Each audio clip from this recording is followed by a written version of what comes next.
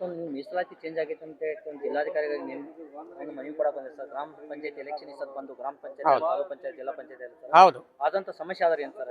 Sir, ನಮ್ಗೆ ಏನು ಸಮಸ್ಯೆ ಅಂದರೆ ನಮ್ದು 6ನೇ ವಾರ್ಡಲ್ಲಿ ಸುಮಾರು 600ಕ್ಕೂ ಹೆಚ್ಚು ಓಟ್ಗಳು ನಮ್ಮದು ಒಂದು SC ಸಮುದಾಯದವ್ರ ಓಟ್ಗಳು ಇದ್ದಾವೆ.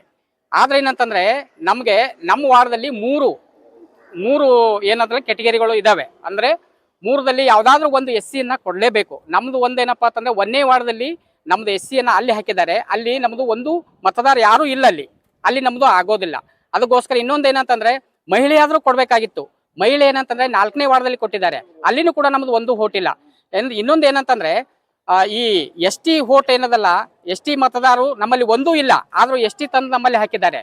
ಬಟ್ ನಮ್ಮಲ್ಲಿ 6ನೇ ವಾರ್ಡ್ಗೆ ಯಾವುದು ಹಾಕಿದ್ದಾರೆ ಅಂತಂದರೆ ಒಂದು ಬ ವರ್ಗ ಹಾಕಿದ್ದಾರೆ, ಇನ್ನೊಂದೇನಂದ್ರೆ ಅ ವರ್ಗ ಮಹಿಳೆ ಹಾಕಿದ್ದಾರೆ, ಇನ್ನೊಂದೇನು ಜನರಲ್ ಹಾಕಿದ್ದಾರೆ. ಬಟ್ ನಾವು ಜನರಲ್ ಫೈಟ್ ಮಾಡಬೇಕಾಗತ್ತೆ.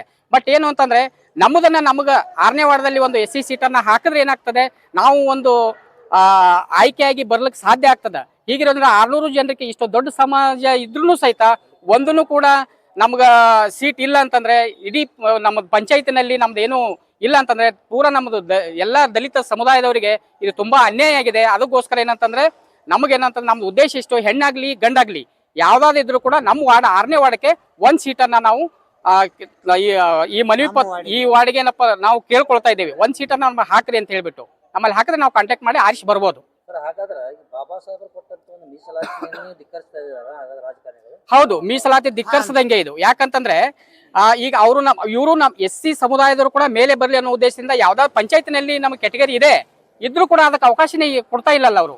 ಈ ನಮಗೆ ಕೊಟ್ರೆ ನಾವು ಆರಾಮ ಆರಿಸಿ ಬಂದಿದ್ದೀವಿ, ಇಷ್ಟು ಸಲನೂ ಕೂಡ ಬಂದಿದ್ದೀವಿ, ಇಲ್ಲ ಅಂತಲ್ಲ.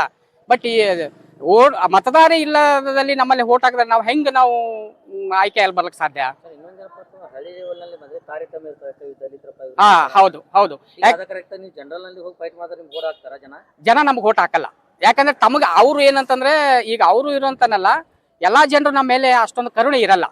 ಇರ್ತಾರೆ, ಇಲ್ಲ ಅಂತಲ್ಲ, ಅಲ್ಲಿನೂ ಕೆಲವೊಬ್ರು ಇರ್ತಾರೆ. ಬಟ್ ಏನಂತಂದ್ರೆ ನಾವು ಅಲ್ಲಿ ನಿಂತು ಬಿಟ್ಟು ತಮಗೆ ಬೇಕಾದವ್ರನ್ನ ಯಾರೋ ಒಬ್ರು ಡಮ್ಮಿ ಜನರನ್ನ ಒಂದು ಮಹಿಳೆಯರಾಗಲಿ ಅವ್ರನ್ನ ಹಾಕ್ಬಿಟ್ಟು ಅವ್ರು ಆರಿಸಿ ತರ್ತಾರೆ, ಇಲ್ಲ ಅಂತಲ್ಲ. ಖರೆ ನಮ್ಮಂತ ಓಡಾಡೋರನ್ನ ಅಥವಾ ಹುಡುಗರನ್ನ ಅಥವಾ ಆಕ್ಟಿವ್ ಇದ್ದವ್ರನ್ನ ಮೇಲೆ ಬರೋರನ್ನ ಕಾನೂನು ಗೊತ್ತಿದ್ದವ್ರನ್ನ ಇಂಥವ್ರನ್ನ ಯಾರನ್ನು ಕೂಡ ಮಾಡ್ಲಿಕ್ಕ ಸಾಧ್ಯ ಆಗಲ್ಲ. ಸರ್, ಹಾಗಾದ್ರೆ ಮೀಸಲಾತಿ ವರ್ಗೀಕರಣ ಮಾಡೋ ಮುಂದೆ ರಾಜಕೀಯ ನಡೆದಂತ ಹೇಳಿ.